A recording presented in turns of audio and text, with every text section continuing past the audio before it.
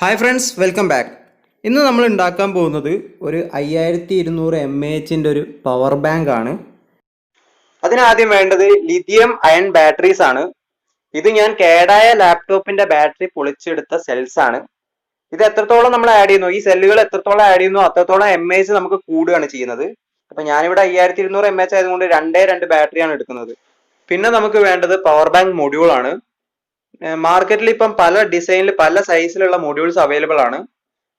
അപ്പൊ ഞാനിവിടെ എടുത്തിരിക്കുന്നത് ഡിസ്പ്ലേ ടൈപ്പ് ഉള്ള, അതായത് ഡിസ്പ്ലേയിൽ നമുക്ക് എത്ര ശതമാനം ചാർജ് ഉണ്ടെന്ന് കാണിക്കുന്ന മൊഡ്യൂൾ ആണ്.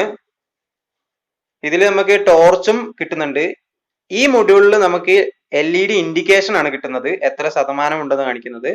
ഞാനിവിടെ എടുത്തിരിക്കുന്നത് ഈ ഡിസ്പ്ലേ ഉള്ള മൊഡ്യൂൾ ആണ്. പിന്നെ നമുക്ക് കുറച്ച് വയേഴ്സ് അത്യാവശ്യമാണ്. പിന്നെ അത് കൂടാണ്ട് കട്ടിങ്ങിന് വേണ്ടിയിട്ട് ഞാനൊരു ടൂൾ ഉണ്ടാക്കിയിട്ടുണ്ട്. അപ്പൊ ഈ വീഡിയോ നിങ്ങൾ കണ്ടിട്ടില്ലെങ്കിൽ മുകളിൽ ഐക്കണിൽ ഞാൻ ഈ വീഡിയോന്റെ ലിങ്ക് ഇടുന്നതാണ്. പിന്നെ നമുക്ക് അക്രിലിക് ഷീറ്റ് വേണം. ഞാനിവിടെ കോബോക്സിന്റെ, അതായത് 3x3 കോബോക്സിന്റെ അളവിലാണ് അക്രിലിക് ഷീറ്റ് എടുത്തിരിക്കുന്നത്.